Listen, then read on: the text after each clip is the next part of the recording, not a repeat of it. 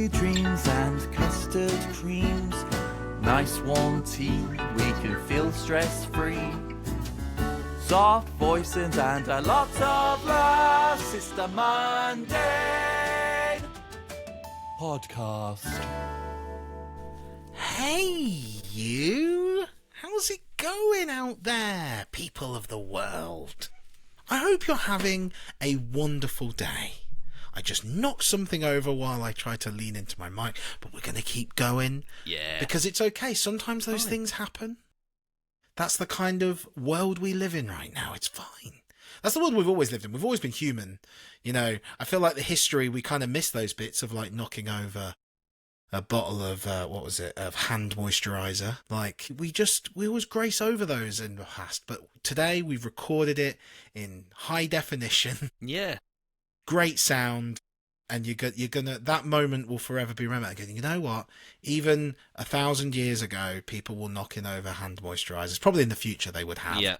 Nice. They just have a glove you could put on and like within a second and it's like no more cracky hands. Who knows? Or maybe we evolved beyond hands. I don't know what I'm saying. Anyway, my name is Chris and you're listening to the Mundane Podcast with Chris and Dave. I'm the Rambling Chris and here is the beautiful Rambling Dave. Hello. So Dave, how you doing today? After that whole ramble, I don't know what took over me, but I decided to go with it, you know? Yeah, well, why not, you know? Everyone's different, isn't it? Every person's different, but what I was saying is every intro is different. And let's keep it that way. Yeah, it's a bit of a generic thing to be like, you know what? We're all different. Yeah. It's like, well, yeah, obviously. It's kind of weird. It'd be more so, it's like, we're all the same. We're all people. True. That is true. Yeah. Yeah, I'm good, though. Yeah, how are you?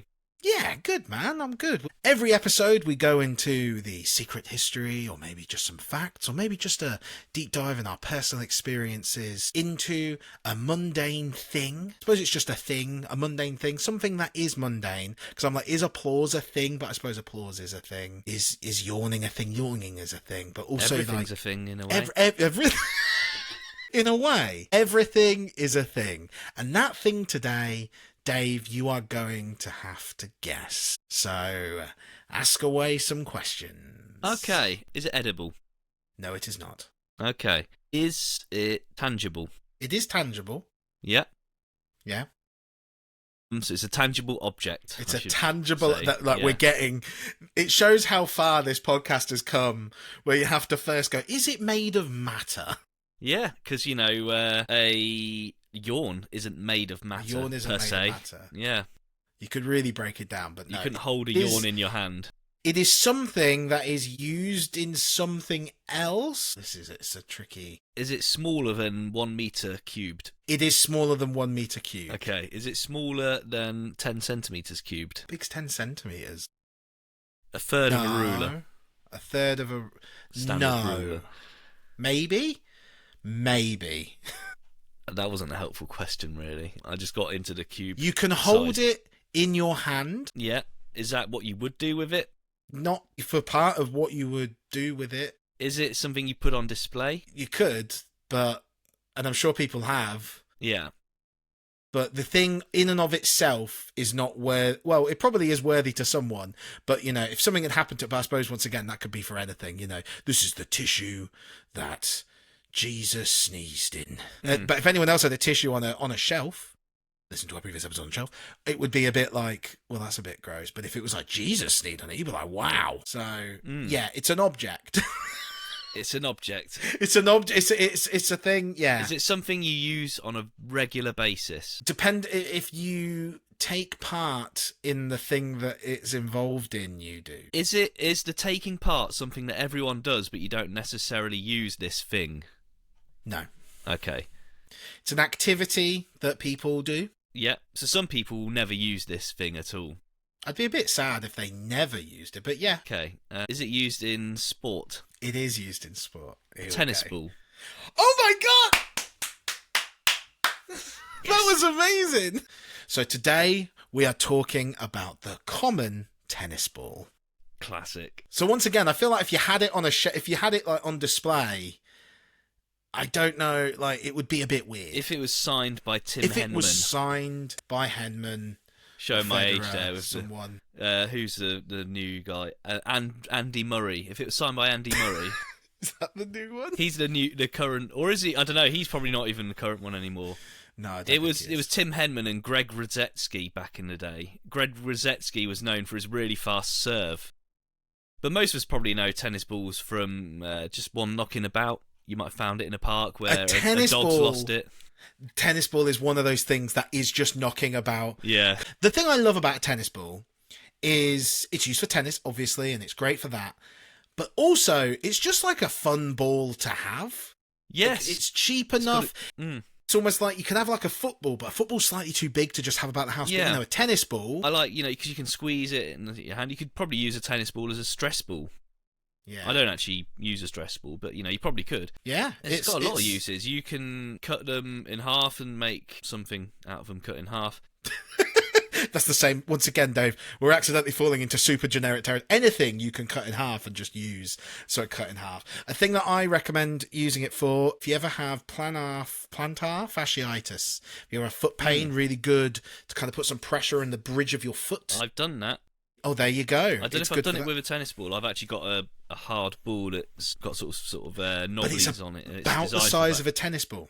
It is about the size. It's slightly smaller, I think. But the thing with tennis balls as well is something so ubiquitous in a lot of things.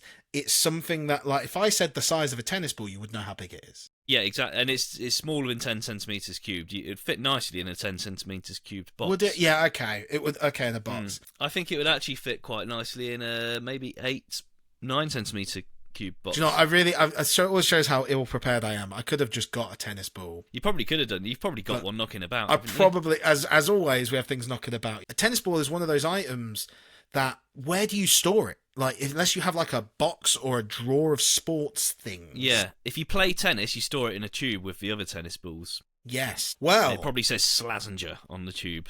Oh, here we go, Dave. So, very excitingly, one of my colleagues at my work, whose name is Jason. Yeah. Jason is a tennis player. Well, he plays tennis for fun. Funny enough, one of my colleagues is a tennis player as well. Is his name Jason as well? No, his name's Matthew. Oh. And I say tennis player, it's his hobby. I wouldn't say he's competitive. No, he's not a competitive. He plays it for fun. He plays it a fair bit, though.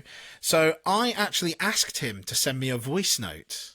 Oh, did you? Of questions that I asked him. Right, okay. So I've got this voice note. I've split it up into 5 parts. Okay. So this is my colleague Jason, and I asked him. When I asked him to do a voice note, I kind of went a bit mad, and I just wrote him a load of questions, just a barrage. Yeah. The first question I asked, and I'm going to ask you first because you don't play. I'm guessing you don't play tennis much or at all. No, I mean I have. Yeah, that's the thing, right? That was what I said when you were like, never. I'm like, no, everyone should play tennis once. It might be your thing. It might be your thing, yeah. It evidently didn't become my thing. I briefly got into it for a little, like maybe a summer or something like that. It might have been something like that. It's the kind of sport that you do have a summer. I had a summer of cricket. I got really into playing cricket. Okay, so the first question I asked him was, I've got a player's introduction as well, but the question that I asked him is, what did he look for in a good tennis ball? So what do you think someone would look for in a good tennis ball? Well, I'm going to assume that some things are crucial. So the right, I don't know how you'd say it, kind of tension. Like it's got to be like this when you squeeze it, it can't be too soft and it can't be too hard. It's got to be just the right amount inflated, or however you'd say it, for it to bounce in the right way off the racket and off the court. I'm going to also say probably that it's not too fluffy. It's, relatively clean, so it doesn't, get impacted by a piece of dirt that's stuck in that furry stuff on it. Do you want me to keep listing things off? I'm just interested in what else you think. Yeah. Maybe the lines on it are important. Maybe it needs good quality lines. Good lines. Yeah. Okay. Well, I'm going to play you, Jason, the first part of Jason's voice note. I just noticed something, Chris. What? You're wearing a Slazenger t-shirt. That was deliberate, wasn't it? Yes, it was. Nice. I saw your eyes light up when I said Slazenger, and I was like, he's got something up his sleeve. It was just that. I was like, what do I wear today? My work shoes are Slazengers. I deliberately get these Slazenger slip-on shoes because they're perfect for my job. because of the way they slip on, and we are not sponsored by Slazenger. We're not. No, other shoes and tennis balls and t-shirts are available. Hi, Chris and Dave. I'm going to try and answer some of your questions about tennis balls. I don't know if this will all be completely factually correct, but based on my experiences of playing tennis for the last few years, recreationally and in coaching lessons, this is all of the things I know. I'm imparting all of my knowledge of tennis balls on you. And so some of the questions that you asked were, what do I look for in a good tennis ball? So a good tennis ball won't fluff up very easily. So when you're hitting the ball, you don't want it to the material to produce lots of fluff. That ball's going to feel heavier as it flies through the air and can actually cause minor injuries if you play with bad balls, I guess. It's a major bone of contention on the professional tennis tour and with professional tennis players because lots of the tennis tournaments use different branded tennis balls. So if you're a tennis player and you go between multiple tournaments per year, you might play with 10 different tennis balls. It can cause elbow injuries, it can cause wrist injuries, it can cause shoulder injuries. So there has been lots of controversy recently about standardizing tennis balls and just picking one tennis ball that is used at every tournament. So there you go. Yeah. Don't play with bad balls. Don't play with bad balls. I know. You got to hold it back because in football, don't they? They have a standard football for like a World Cup, don't they? Yes, they do. Like for each World Cup, they go, this is the football they're going to play with. Do you know if they get a chance to play with that football before? I think do they get so. like a prep time? I think you can even buy it yourself before the World Cup. Before the World Cup, I think so. Yeah, I think it's at least available during. I mean, the chances are it's a already known make and model of football. They might well have played with it in the Premier League that season or whichever league they play in. It's just the World Cup edition will have the branding of the World Cup on it. And it's almost like the moment, and I think this is for anything in life. The moment you get more into something, the differences start. You start to notice the intricacies. Like headphones. I am a big headphone fiend now. Back in the day, I was like, I need headphones. Do they fit? Yeah, it sounds all right. Yeah. Then it may be a bit over time. It's like, does it have enough bass? Is the balance okay? Now I'm like, right, what is the actual frequency response of these? Does it sound good? Does it sound clean enough? And then now it's like I have headphones for editing that are like flat, and then I also have ones for like listening to music for definition, because that's like as my interest in that world has kind of deepened, I've really kind of got down to those individual aspects that matter. And the same with sport, is that something that you are going to use all the time. There then comes a moment where you start noticing individually, especially when you're playing a game, because obviously when you're playing super high, well, even when you're playing at like a moderate level, those little differences add up into what is a good ball. Yeah, so, that makes sense. Yeah. Do you have anything in your life that like a good quality thing, or you start noticing like, oh, this thing's got a slight difference and this is going to change everything? Headphones would probably be one of those things some years ago, because obviously we're both into our music and we've both done production and things like that. So I recently had the electronics replaced on my bass guitar. So I had a full electrical rewire. So all of the wiring was replaced with newer, better wires. The pots, the volume and tone pots were replaced, and insulating paint was put on the inside, essentially creating like a Faraday cage for all the electronics of my bass to eliminate interference and things. And you know what? It was really quite a noticeable difference. No more noise, no buzzing at all. Shout out to Matt for doing a smashing job on the bass. So yeah, it's definitely one. That real subtle things can make a real noticeable difference, but to the untrained ear, probably wouldn't notice that. And I suppose it's different, isn't it? Because this is creative. So this is like something that the result is very subjective. It's like, does this sound good? Does this? I was talking to someone about gaming the other day and adjusting the sensitivity settings on your controller, and how, the real pros have pretty much full sensitivity, so you can move like that, and just a tiny movement on your joystick, if you're not used to it, just you spin round kind of thing. But if you get used to it, it's an advantage over the other players. And you know what? That is how I knew I played, me and my sister, every week since COVID. So this is how long ago it is. We have been playing Apex Legends. go around shooting, bit of a fun little game like that. But we've played it so much. We've played hundreds of hours of it, and we just play it for fun, But that's a game where like you can win or lose. It's like a battle royale. Last team to survive wins. And you know what? There came a moment where both me and Jess put up the sensitivity as far as we could, because we're like, I can't move fast enough. It's like I'm now being limited by the things I'm using. My skill has surpassed it. And it's very interesting because, like, it's those individual things really matter. Yeah, those little intricacies that become apparent, especially with as sport. you dig into something. Yeah. Yeah, I found when I ran a lot before my injuries, I found that good shoes could make a difference. Like I got a new pair of shoes once. I went from like just buying off the rack running shoes, 50 quid, to getting like my gait checked, and I spent like, I think it was like I've heard about £150. this. Yeah, you can get a video. They'll film you. They running. videoed me. Yeah, on it was on the one that I did was a Leicester running shop. I think it was really nice. It's a very small independent shop. Highly recommend. But the camera they used to film it is just like it looks like a 1990s big DV tape. Like not 1990s, maybe early 2000s DV tape digital camera, because all they need to see is my foot move. They don't need the quality.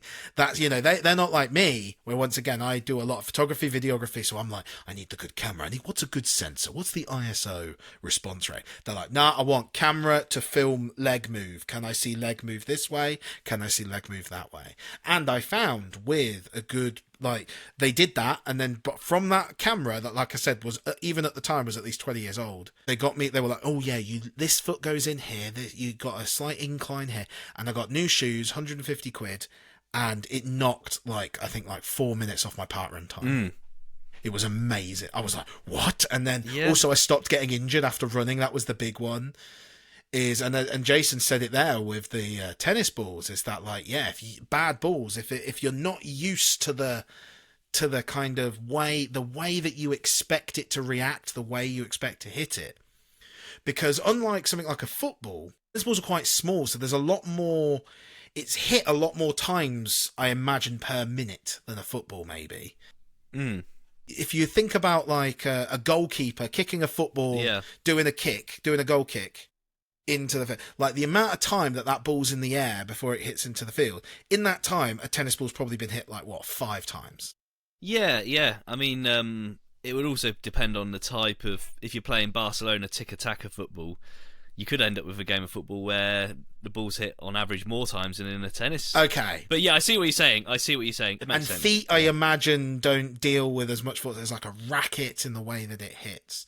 So actually, my next question, this follows on quite well, is I actually asked Jason, how do you know when a ball's dead? What is a bad ball? What would you imagine if you're playing tennis, Dave? What would make a bad ball in tennis? Well, obviously, if it's got a crack in it, it's done for. If it's too fluffy, that's obviously a thing, isn't it? He's already said that, though. I said that when a ball is dead, like if you get a new ball out, a dead ball isn't going to be fluffy because it's going to have been used. How do you know when a ball is dead? When all of their fluff has disappeared, and it's just like pretty much just like the rubbery shell of the tennis ball that's left. Maybe when it's like got too damp. Okay. Dampers on, I imagine, because they do get heavy when they're damp. They do. Yeah, changes. Well, let's see what Jason has to say. A tennis ball will feel dead when it loses air inside it. So that ball will feel like when you hit it doesn't have the same impact or trajectory. It feels like it doesn't bounce as well. Usually to test a dead ball, we will just let it drop from our hands onto the court. And if it doesn't kind of spring back in the way that you expect it to, then that's a dead ball, and we'll usually just get rid of that. Because that's the thing, isn't it? If you imagine someone pretending, if you mime playing tennis, doing a tennis serve, there's always that moment, isn't there, when you bounce the ball. Yeah. It's not just for aesthetics. They are testing the air inside the ball. Yeah, and you see goalkeepers do it. They usually like to test the ball. Yeah, because I imagine as well, this, once again, we're going to focus on tennis ball, but I just want for a second, I imagine a goalkeeper is probably one of the only, position in football. You could tell how little I watch sport. The goalkeeper, I imagine, is one of the only positions that they're going to know what a ball feels like. Yeah, they're going to have more time holding the ball. Yeah, unless you're doing throw-ins. But like a goalkeeper, they have longer quality time with the ball. Yeah, So you do see that it's usually the goalkeeper that inspects the ball more than another player before a game. Yeah, because a throw-in is like, I need to throw the ball in now. I need to keep the pace up. They They're not usually going, give it a wipe on their shirt, whatever, before a throw-in. But yeah, goalkeepers, they spend a bit more time, but they'll bounce it and things like that. And they have more of a vested interest as well, because the ball's going to come flying at them from opposition players when they're trying to hit the ball into the goal. So they kind of want to know how the ball's going to behave as well. So if it's not right, then it's not going to behave in a normal way. So they have a vested interest for that reason too. Yeah. Well, this next one, I asked Jason what is a good brand of balls, just out of interest. Yeah. So I don't know if I'm going to keep this bit in, but if you hear it, it's because I have. I was like, I don't really want to sound like I'm just sponsoring it, but let's see what he says. I've got a feeling what's coming now. Is there a good brand of balls? Well, another bone of contention, because balls are used in lots of different ways. For instance, I've used Slazenger branded Wimbledon balls, and they were really terrible. They fluffed up extremely quickly after not too long with playing them at all, and they were basically useless after a couple of hours. They were extremely heavy as they fluffed up, and they fly through the air differently, so that can be an issue. I currently play with Wilson US Open balls, which don't fluff up at all and keep the air very well. And I play on a lot of hard and concrete courts, and they seem to really hold up well when being hit against hard and concrete courts all of the time. Your face, for those just listening, Dave was really shocked, because I think Dave was expecting Slazenger to be... Were you expecting Slazenger to be the good balls? Yeah, they're kind of the brand of ball that I think they're a brand. If someone's like, name a brand related to tennis, I would say Slazenger. Doesn't this show the power of branding? Yes, is that, it does, big time. Even Jason buying, like, I suppose if they're Wimbledon, they play with them at Wimbledon or whatever, then you're like, oh yeah, well, Andy Murray, Tim Henman back in the day played with these must be the best balls. And actually, for what you want them for, once again, it may be good for certain situations, but for the situations that Jason plays with, but also like getting them fluffed up quickly, that doesn't sound like a good make. Yeah, no, like that's not. They can't last the test quite of time. Wasteful as well. I am going to keep it in because of how shocked you were. Because I sent Jason, like I said, just kind of a psychopath list of like, what about this? What about this? What about this? Just to kind of get some conversation. But Jason amazingly really took his time and went through each individual question to kind of give me a good step by step. He's been very thorough. He has been Thanks very again, thorough. Jason. Yeah, okay, here we go. So the next question I asked was, do they get expensive? Particularly, those Wilson US Open balls that I've just mentioned run me about £8 for 4 balls, £10 for 4 balls, and you can usually find deals online. I just play recreationally a few times a week, so balls can last me quite a long time, and I'm not constantly buying new balls all of the time. If you went to go to a shop to buy a tennis ball, what's like your price range? I probably would have guessed for some half decent ones, 5 for a tenner. 5 for a tenner. So that's £2 each. So you're not far off. Yeah.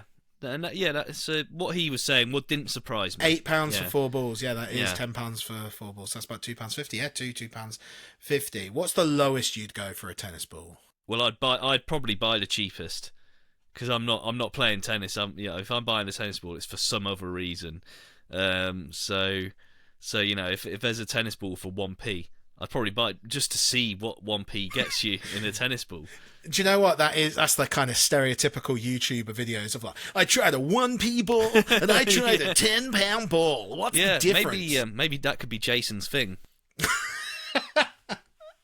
I'll ask him. It is one of those things where I am interested. Like, I put that question out. I'm interested. And I'm like, yeah. Especially because, like, a professional... Have you ever heard, what's it called? Like, the genius paradox. I think it's called. I think I've heard the where the issue that geniuses have is that when they do things, they become so innate they can't teach it.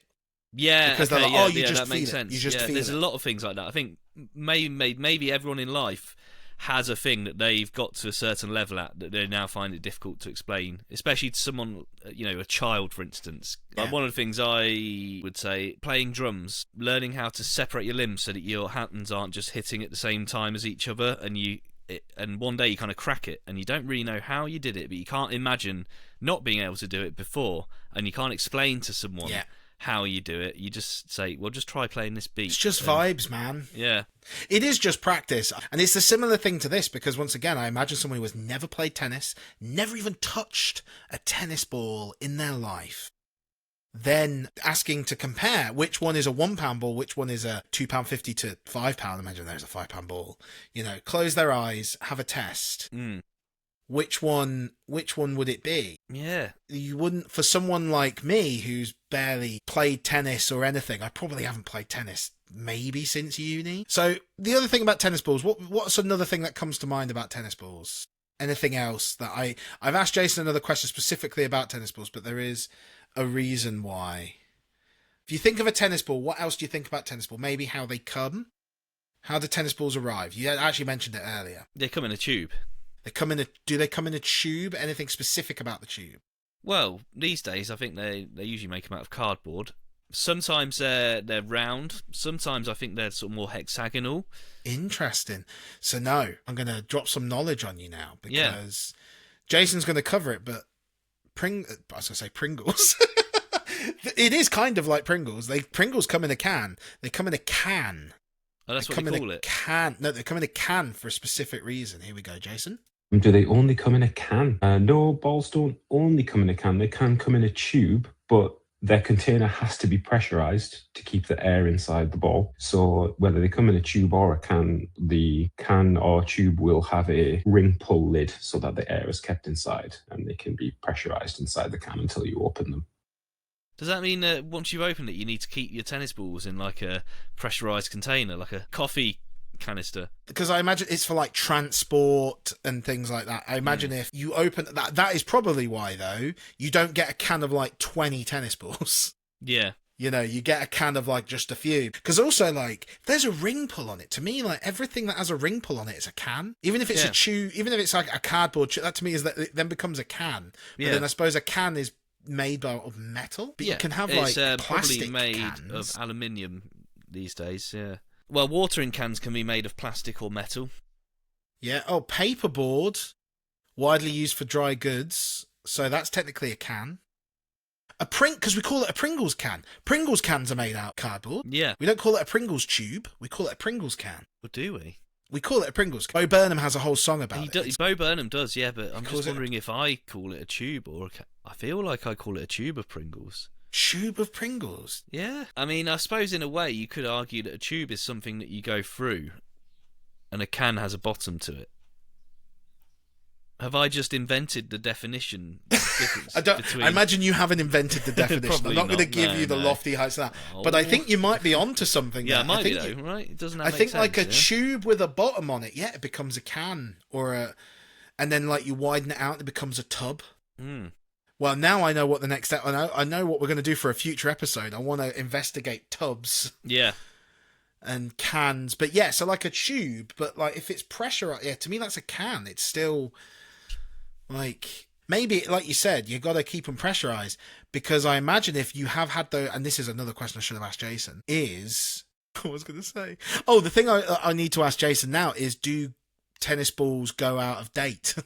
If you have them for a certain amount of time, do they go out of date? And you know what? I'm going to ask Jason to send me another voice note. Here is Jason's voice note on that if he replies. I'm assuming they would lose their pressure, or they would be dead after a certain amount of time, but that could be months and months and months. Recreationally, we don't hit the ball as hard as professional tennis players, so our balls last a long time even when they're being used, and I would assume that the compression of being hit off a racket or off the court makes them lose pressure more than if they're unused. So I don't know a definitive answer to that one, but it could be months and months and months. We aren't recreationally changing our balls all of the time. Obviously, professional tennis players probably wouldn't use tennis balls more than after one practice session, and in tennis matches, new balls get introduced after a certain amount of games. So I think it's like after every set or after every 9 to 12 games, new balls are being introduced so that they don't go dead or fluff up too much. So yeah, they would expire, but it would be a very long time, I think, before they did that. Thank you, Jason. Oh, you were just doing the nod. Yeah, that's my reaction. Yeah. Okay, I'm gonna ask Jason for a follow up, because I'd be interested if they go off. Like if you haven't used a ball for like a while, but then you do the bounce and you're like, oh wait, Oh, okay, I opened these like a month ago. These are bad balls. I need to get a fresh can of balls. Okay, so the other thing, I don't know if you saw my notes there, Dave. The other thing about tennis, is there anything else you think about tennis with tennis balls? Well, based on the fact that you said Tim Henman, probably not. Is there anything about how tennis players use tennis balls? Anything else about them that you think of in tennis that I think is unique to that sport? How they use them? Or store them, or anything? I don't know. I feel like I've seen them do things with tennis balls. Like what? Well, I've definitely seen them have more than one ball in a hand. Okay. At the time, but I don't know if they were playing properly when they were doing that. I think they keep them in their pockets. They keep them in their pockets. Yeah. That was like a little bonus guessing game there. So yeah, the thing that I always notice about watching tennis, because I do sometimes watch a bit, I don't know anyone's name, they keep a spare ball in their pocket at all times. And I've always thought that's got to be uncomfortable. Because if you imagine having a tennis ball in your trousers, like it's got to be quite big, a lot of room. So one of the questions I asked Jason was about, I'm like, is that just a pro thing? Do they have special shorts with pockets to do it? And this is what I asked Jason about. Does he, when he plays tennis, keep tennis balls in his pocket? I play tennis with tennis balls in my pocket. Yes, I do. And I used to also think, when I used to watch tennis on TV, that it was weird that they played with tennis balls in their pocket, and thought that it would be too tight or too uncomfortable. But a tennis ball is very light, and you basically don't feel it at all when it's in your pocket when you're playing with it. So you're moving around too much. So I do play tennis with tennis balls in my pocket quite frequently. I also have a superstition that you obviously get 2 opportunities to serve. And if you fault on your first serve, you have to do a second serve. And I just think it's unlucky to not have an extra ball with you. I like to make sure I have the second ball ready to go, and I'm not looking for a second ball when I serve. That's just a little superstition of mine. So hopefully you think that's interesting. Bye. So thank you, Jason. That was Jason's last Thanks, reply. Jason. Bye, Jason. Thank you. So he keeps them in his pocket as well. And it is interesting, because football, you're not going to keep a football in your pocket. Imagine even like when you're playing for fun regularly, you only have one ball. Yeah. Maybe 2 if you're a bit bougie, but I imagine you only have 1. But tennis is one of those things where, first of all, because of the cost of them, but because of like the size and things, like you would have multiple things. So it's one of the only, because I don't think, golfers probably don't keep a golf ball in their pocket. I know they, on a golf bag, they have like the little front pocket, don't they? That they store balls and tees and things in. But aside from that, like, yes, with a tennis ball, I always thought like, but it's interesting because you want to keep the game going. So if you hit a ball and it goes off, and then you have to go get the one ball, get it back, come back. And like I said, if you do a fault on a serve, that's when, you just do one hit, it goes the opposite side of the court, and now you've got to do almost a walk of shame to go back. There's one thing I'd like to ask Jason that isn't tennis ball related, but is tennis related. Weirdly, I actually read about it the other day, but I didn't say I read about it. I didn't find out why. I didn't read enough about it to find this out. When you're reading scores out in tennis, say the other person has 15, because it always goes up in amounts of 15, doesn't it? 15, 30, 45, whatever. And the other person has 0 points, it's 15 love. So love is like the word for 0 in tennis. Almost like, they've got no points, we better give them some love or something. But that's probably not the reason. So yeah, that would be one that I'd be interested to find out about. But it's one of those things that you don't want to Google it, if you know what I mean, because it would ruin the magic. I actually know part of the answer, but I'm going to get Jason to let's have another voice note about that. That's my question for you, Jason. Why is love 0? Well, this seems to originate from France, or the game being started in France. The French word for egg is l'œuf, and l'œuf sounds like love, and an egg also looks like 0. So they would say if someone was at 0, they'd be at l'œuf because it's an egg, and l'œuf sounds like love. So I don't know whether it got translated literally to English, but we just at some point decided that sounded like love, and so 0 egg would be love, which is very interesting. And even more interesting, those food analogies continue to this day. So if you lose a set, 6 love or 6-0, we call that being bageled. And if you do that to someone, it's called getting a bagel, because a 0 looks like a bagel. And if you lose a set 6-1, that's a baguette. I would, beget someone if I beat them 6-1 in a set. So I don't know why we seem to like food items in tennis, but that's also why love is 0, because of eggs, and 6-0 and 6-1 is because of bagels and breadsticks. Hope you find that interesting. Bye. Also, it goes up to 40, it doesn't go to 45. That's it, yeah, for some reason. 15, 30, 40. Yeah, and then ace, or And advantage, ace. if the other person's on 30, or... it's been a long time since I watched it, and they play in sets. You're revealing how little you know as it goes on. Yeah. It started off, you were banging off classic names. I was watching snooker the other day. Okay. Yeah, So I do watch some sports occasionally. You don't need to justify watching sport to me, Dave. It's fine. I know it's football. No one's going to come and be like, this guy, he doesn't like know sport. He doesn't like sport. Let's beat him up. Ah! No!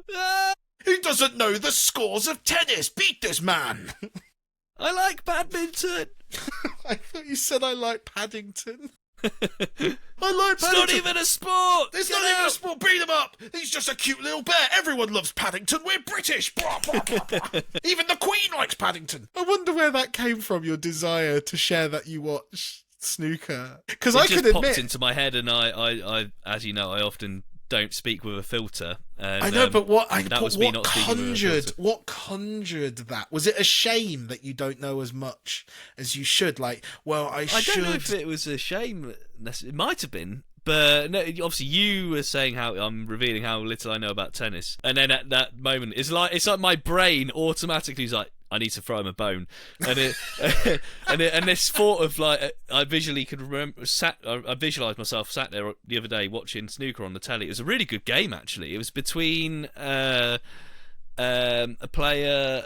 I've forgotten their names now, but it was. I think I was watching a historic game. Are you sure you were watching it? I happened to tune in on what I think was a bit of a historic game because this player was playing so well. This really sounds like you're making it up. This whole thing Korean. Sounds like you're making it up. No, I'm really not. I promise you. So at the minute, hold on. All you have established is that you somehow turned on to snooker. Okay, believable.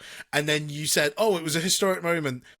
They scored something, like no establishment of what that is. When people, like strangers, like I live in Newcastle, so a lot of people will ask me about Newcastle. I don't watch sport. I don't mind it. I'm not a person that's particularly anti-football. I will watch it if it's on and someone else has it, but I don't even have a TV license, so I don't really watch anything like that. If it's on in the pub, though, I don't mind like having a talk and someone being like, yay! But I'm never...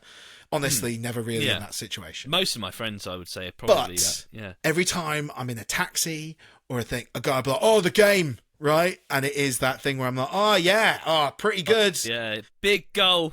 Yeah, if I've heard they've lost, what I'll do is I'll always check the score because like in the city, you feel it in the city. If Newcastle has won, you feel it. If Newcastle has lost, you feel it as well. It's always a good thing to check if there's a game on because it affects traffic because there'll be big oodles amount of people or if it's a home and away game. So I will check it for that. And sometimes I'll just check, out of interest, did we win? And then I'll just look at the number and be like, well done or not well done. And there'll be people that do it. But then, like I said, there will be every once in a while, I'll be in a car with a taxi driver or something. They'll be like, oh, that game with that guy, right? And I'll be like, oh yeah, I can't believe it. And sometimes, I'll never watch a clip. I won't read anything about it. But for example, if I look and it's like 3-0 and we've won by 3-0, I'll be like, amazing. And I'll just have to assume like it's got to be pretty good, and then I will infer from what the guy says. He goes, yeah, but that was a joke, and I was like, oh yeah, I know. I can't believe it. Yeah, if he goes, it was a joke, and I'm like, I know, and I'll say something like, yeah, it's always like that. I'll just say something generic to kind of blend in. But with you, with the snooker, it felt like I mentioned something about snooker. You're, oh yeah, I watched it the other day. Historic. What a good thing. What happened, Dave? Oh, there was a guy. He was from a country. I'm gonna look it up so I can tell you the name. Because anyone that happens to be listening that knows about snooker will... Here we go. Yeah, it was Sean Murphy versus Wu Yis of China. So not Korean. Not Korean, no. I can't click on it, but basically Wu Yi's, the Chinese player, was like basically Sean Murphy couldn't get on the table. Wu Yi's was just playing a game on his own, and it was quite brilliant to watch. And the commentators were saying, they were saying, "Wow, I've never seen something to quite this extent. The other player not getting on the table, that kind of thing." He was a brilliant player, and I've never really got into snooker, but I actually found myself enjoying this so much so that when I went out to make a cup of tea, I paused it so that I could go back in and carry on where I was. So the funny thing is, because you Googled it now, it just feels like you could have just Googled. Made all that up. You did what I made it up. I believe you, because you have no reason to lie. You're in a safe space. Nothing to gain from that, But really. do you know what? A more cynical side have been like, he's just made that. Okay, that sounds... It's like me with the Olympics. Like I said, I don't watch the Olympics, but if it's on, I'll be like, oh my God. And I'll get really into it. But past that... Sometimes with... so one of my bosses is a Man United fan, so sometimes before I go in to work on a day that he's in, I'll check what the most recent Man United score was, just so I can come in and be like, oh, good win for you the other day, or whatever. My boss... Oh, not my boss anymore. Yeah, like one of my old bosses supported Leicester, and I'm from near Leicester, so I was like, okay, that's nice and easy. Obviously, you support Leicester, so I will often check to see how well we do, because I remember for my job interview, no joke, the guy comes and greets me, and I'm like, hello, yeah, shake his hand, and he goes, oh, do you like Leicester? He goes, oh, you're from it? You like the Leicester game the other night then? And I just... because it was job interview and I was in a professional mode, I was like, I need to be honest, because if he catches me in a lie, this is bad. So I literally just said to him, I was like, oh, I don't really follow football. And the silence followed that. Yeah. Honestly, it was... But you got the job, right? So I did get the job. I did get the job eventually. Maybe being from Leicester was enough for him. He was like, there's something. I need a bit of Leicester in my workplace. It was not long. When did Leicester win the league? 2016. So that was when I got Premier League, yeah. Premier League. That was when I got the job. So yeah, he was probably, if Leicester hadn't won the league, there was every chance that like he wouldn't have been happy. Yeah. Oh no, it wasn't 2016. It would have been 2017. So they would have just it would have won. Recently won it. Yeah. Recently won it. So he would have still been in a good spirit. But I would always check. But like I always feel like it's a bit of a cop out, because obviously everyone loves their teams. So I'll go. I always say, if people go, what team do I support? I go, well, there's three. Because I'll go, well, I support Leicester because that's where I'm from, and my best friend, you, Dave, and originally I'd say my boss supports it, and that's where I'm from, so it's there. Spurs, because my other best friend, Lauren, who made the logo of the Monday podcast, she supports Spurs, so every time, and she literally will watch, like, not every game, but she will, if they lose or a bad game's going on, it used to be like we couldn't meet up, because she'd be like, oh, I'm watching the game, or like, oh, it's terrible. Or sometimes it'll be like, oh, this game's crap, I'll come out now. Like, she'll come up early, because, like, we'll time it around the game. So I always followed Spurs for that exact reason. And then also sometimes I'd know if she's in a bit of a bad mood, not all the time. And there's people who make jokes about football, I have learned, but like, well, that's all the time with Spurs. Yeah, well, yeah. I actually made a meme about Spurs and Leicester in the same meme recently. This still I feels think it like was the first meme I've guys, ever made. I do follow sport. I made a meme about different teams. Okay, I did. You know the meme of the guy looking away and his girlfriend looking at him angrily because he's turned around and looking at another girl. So the other girl is labelled League One. The guy is Leicester City, and then the girl, it said in front of her, Tottenham and Leicester reigniting their rivalry in the Championship next season. Because so basically, for the context, you don't have to put this in, but I'm telling you anyway. I'm forcing this on you, Chris. Right? I'll even show you the meme. So basically, Tottenham and Leicester have both been doing really badly this season, right? Tottenham are in the Premier League and Leicester were in the Championship. Basically, inexplicably, both teams are looking... Well, Leicester have already been relegated to League One now, but at the time when I made this meme, there was still a chance of Leicester staying in the Championship. And that might have meant that if Tottenham got relegated, they'd be playing each other in the Championship. And they have a little bit of a rivalry because when Leicester won the Premier League, Tottenham felt like that was their time to win it, kind of thing, because they were doing really well that season. So yeah, but Tottenham haven't yet been relegated from the Premier League to the Championship. But yeah, Leicester did get relegated to League One. So that's off the cards now. Championship football against Tottenham. Oh, so when did you make this meme? I think probably back in April sort of time, maybe. Okay, this year. So do you know how old that meme is? Oh, it's probably at least 10 years old now. Yeah, it's 9 years old. 9 years was old. when it There you first go. started getting used as a meme. So you posted a 9-year-old meme. There it format. is. To prove I don't tell believe lies. you, Dave. I believe you. You don't. Who are you proving this to? You To don't the need audience. It's okay, Dave. I wanted you to see it as well because I'm quite proud of it. Oh, okay. If you Fair want to send enough. it, you can send it to Lauren. And anyway, it's football. I'm sure Lauren can take a joke. Even When I was first friends with Lauren, I was getting on really well with her, and Dave used to send me football facts so I could talk to her. I as a did. friend. I did. And Yeah, it's yeah. like, if I need it. So the Dave is good for those kind of football facts. I can be, if anyone needs that service in their life, I can help them out with that. Well, Free of charge. we have gone way off We've gone from way tennis off. We've balls. gone way off. We were talking about the sport, then it became about you proving that you follow sport, even though we all trust you, man. You're okay. You don't need to follow every sport. It is you don't have to prove it. I think there was in Newcastle not too long ago there was like a darts championship, and someone said about a person's name about them being there, and I had no idea who it was. Luke Littler, probably. Let's say that, yes, Yeah. of course. He's made waves in darts. He's kind of made darts a bit popular, hasn't he? I say hasn't he, like you obviously don't know, but I've heard of him. I've heard of Luke Littler. Okay. My bosses have a darts board at work, so I guess I hear a bit about it there. And my friend Ben's really into darts. So to tie it all back to sport, and even from someone who doesn't really follow sport, I love hearing people talk about things they are interested in. I love hearing people talk about things they're passionate in. And the thing is with sport is that it does bring out a lot of passion in people. It really does, yeah. And it's I will always respect and love that part of it. Well, I was going to do the history of tennis balls. We're not going to do that, but there is one fact about tennis balls I do want to bring to your attention. Yeah, go on. Yeah. Do you know what David Attenborough and tennis balls have in common? Or have a connection in any way? Well, I'm pretty sure tennis balls were invented before David Attenborough was born. I thought you were going to say tennis balls were invented before David Attenborough was I did invented. think about saying it like that just to be slightly surreal, but I thought I'd be grammatically correct. What they have in common? What does David Attenborough have to do with tennis balls? His connection to tennis balls. There is a connection to tennis balls.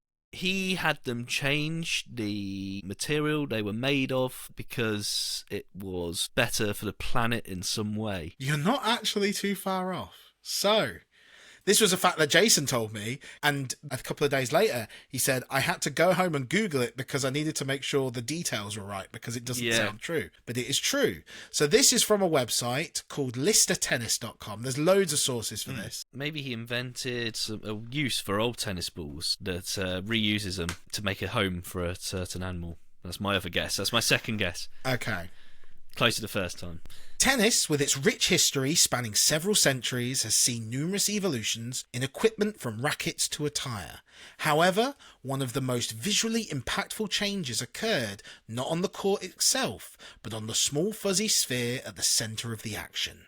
The tennis ball. For much of tennis history, balls were predominantly white or black. Dependent on the background they were played against to ensure maximum visibility for players and spectators. Yet, as tennis entered its television age, a new challenge emerged, making the game more viewer-friendly for an expanding global audience watching on colour TVs. Enter Sir David Attenborough, then a visionary controller at BBC Two, who understood the intersection of broadcasting and sports like no other, and at a time where sports broadcasts were transitioning to colour television, Attenborough spearheaded a transformative shift from the traditional white tennis ball to the vibrant optic yellow.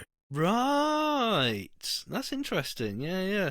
Because I forgot he worked in the BBC before he was a nature presenter, didn't he? In fact, didn't he have a connection to Monty Python? Didn't he help get them on broadcast on BBC? I think he was the guy maybe that got Monty Python on the BBC initially on like a late night slot sort of thing. Because I was listening to a podcast with Michael Palin recently, something like that.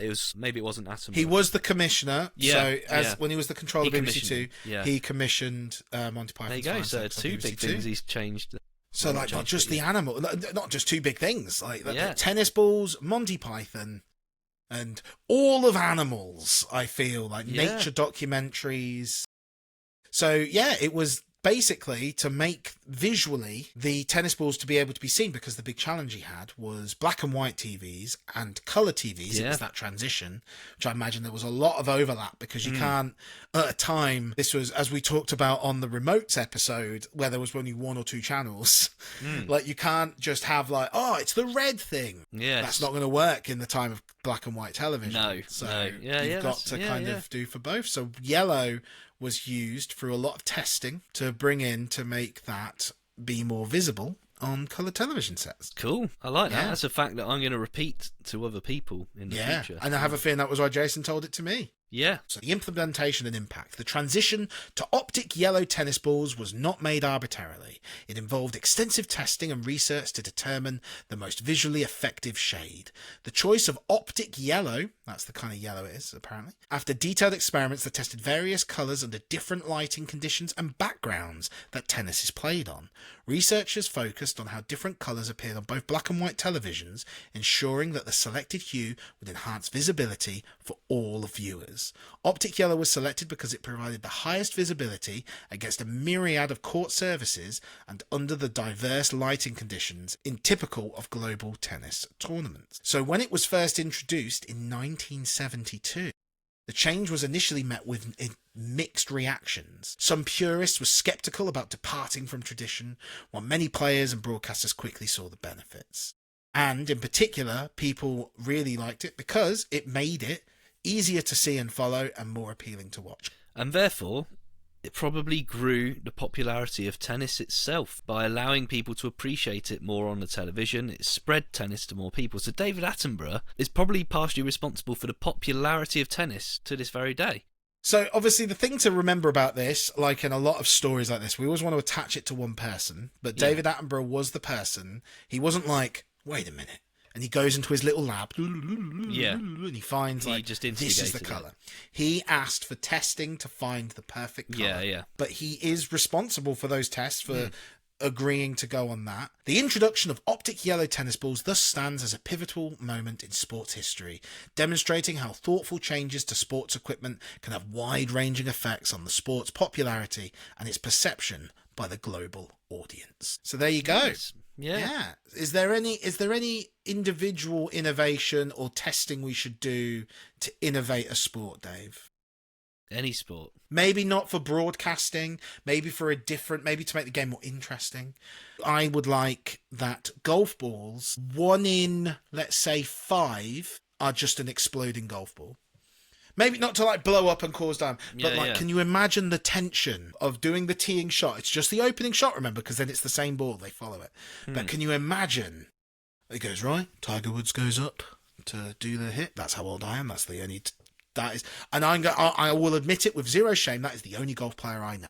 Rory McIlroy. You could have just made Shooter that. McGavin. Shooter McGavin. I know Shooter McGavin. Shooter McGavin of Happy Gilmore fame comes out, and it's the opening... Okay, here he comes. And especially with the quiet golf thing, goes to take the shot, puts the ball on. He bounces the ball on the floor to make sure everything's okay. He does. He goes to take the swing. No, he's just doing a practice swing. He's building it up. He's getting ready. He goes to take the swing and, oh, it was an explosive one. The crowd goes wild. You know, you can make it different colours for different events. It could spell out like, go be rainbow for pride. It'd be great. Would be quite interesting, though, if you did swap the odd golf ball to be one of those really bouncy balls. Okay, so I thought explosive because then, like, it's a little prank every once in a while. Yeah. Well, that would be funny to break that. But actually, okay, here we go. We revolutionised golf by having different kinds of balls. Yeah. But they all look the same and they all feel the same. That'll be where our research and 1 in testing 100 is an egg. 1 in... They've managed to shape it in such a way. They've managed to convince and the chicken to comes lay out it as a golf and the hen has to watch. Yeah, the hen has to watch, but the hen will know. The hen will know when it's their egg. That'd be like making the hen watch its child die. I know, but no, because then the hen that would be how they know. So, that would be a part of being a good golf player. You're not just focusing on your swing and hitting. If you see a hen in the crowd. If you see a hen in the crowd, but the hen, you look at the hen every time. You get in the game and right, Tiger Woods lines up. He's looking at the hen. The hen's looking distressed. Tiger Woods gives it a tap. Yeah, and there's a new rule, right? And if you see the hen in time before hitting it, you go and present it back. You give the egg back to the hen. Ty's giving the egg back to the hen. to the hen. He's not been fooled by it this time, and it counts as a birdie. In pure podcast fashion, we started with me knocking over a moisturiser bottle and bringing attention to it, to having an entire episode about tennis balls with a little bit of facts, a good bit of insight from Jason. Thank you again, Jason. But then ending on golf. Yeah. That's what makes it, isn't it? That's what makes the mundane podcast with Chris and Dave what it is. I'm the Chris and there's the Dave, and the mundane is moving along to all of those wild tangents that we all do. That's it. But just remember, everybody, think about what things you do at home that you now notice the slight differences. You know why you spend a little bit more money on something, why it is worth that extra investment, or what a difference between something good and something bad is. And that is like your special knowledge. Think about what other things that you could get involved with to then start seeing those key differences. And with that, I just want to say to everybody at home, I love you. I love you, yeah. And to you, Dave, I love you. I love you, Chris. And with that, let's say goodbye. Bye. Bye. It's the Mundane Podcast.